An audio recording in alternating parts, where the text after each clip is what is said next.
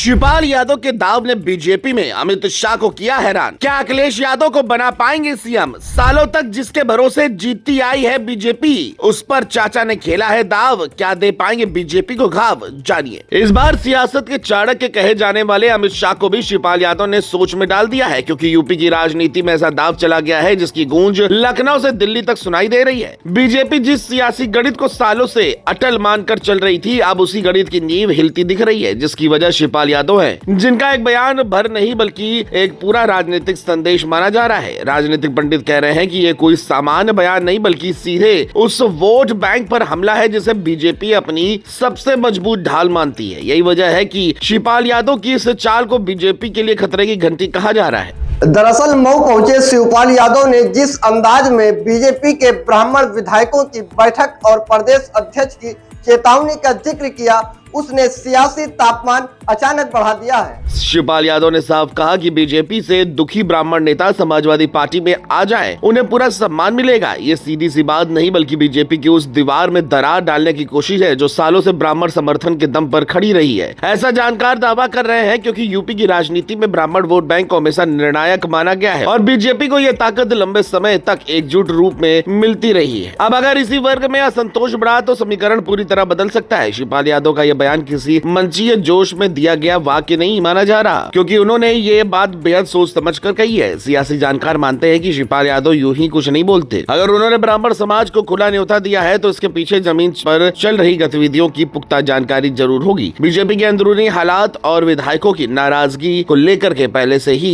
चर्चाएं चल रही हैं और अब शिवपाल यादव ने उसी आग में घी डालने का काम किया है। यही कारण है कि बीजेपी खेमे में इस बयान के बाद बेचैनी साफ नजर आने लगी है। मऊ में ही शिवपाल यादव ने घोसी विधानसभा सीट को लेकर बड़ा दावा करके राजनीतिक बहस को और तेज कर दिया है। उन्होंने कहा कि घोसी से पूर्व विधायक सुधाकर सिंह के बेटे सुजीत सिंह ही समाजवादी पार्टी के उम्मीदवार होंगे और ये टिकट अखिलेश यादव ने फाइनल कर दिया है। साथ ही उन्होंने सपा की जीत को पक्का बताया। जानकार मानते हैं कि ये बयान सिर्फ एक सीट की बात नहीं करता बल्कि ये संदेश देता है कि समाजवादी पार्टी अब पूरी तैयारी के साथ मैदान में उतर चुकी है। घोसी जैसी सीटों पर जीत का दावा करके शिवपाल यादव ये दिखाने की कोशिश कर रहे हैं कि सपा संगठनात्मक रूप से मजबूत है और चुनावी रणनीति पहले से तय है।